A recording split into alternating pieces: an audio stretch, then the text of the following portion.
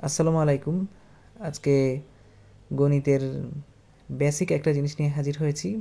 তোমাদের অনেকের মধ্যে অসংজ্ঞায়িত বা ইনফিনিটি, অনির্ণেয় বা আনডিফাইন্ড, অসীম অথবা ইনফিনিটি এবং শূন্য অথবা জিরো, এই চারটি বিষয়ে তোমাদের মধ্যে কনফিউশন রয়েছে।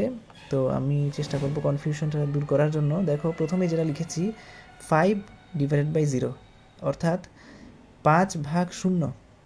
এখানে লবের ক্ষেত্রে 5 ছাড়া অন্য যে কোনো সংখ্যা হতে পারে, ধরো 6, 7, 8 বা যে কোনো সংখ্যাই হতে পারে, আর নিচে থাকবে শুধু শূন্য।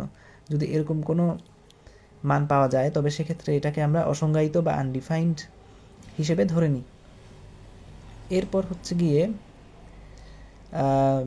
টেন্স টু জিরো, 2 নাম্বার যে ভগ্নাংশটা দেখতে পাচ্ছি সেটা হলো tends to zero divided by tends to zero. এ ধরনের কোনো সমীকরণ বা মান যদি এসে থাকে সেটাকে আমরা অনির্ণেয় হিসেবে ধরে নিতে পারি। এরপর দেখো 3 নাম্বার যে ভগ্নাংশটা দেওয়া আছে 5/10⁻, অর্থাৎ এখানে 5/0 কাছাকাছি এরকম একটা মান আমরা দেখতে পাচ্ছি। এরকম মান যদি কখনো এসে থাকে তাহলে সেটাকে আমরা অসীম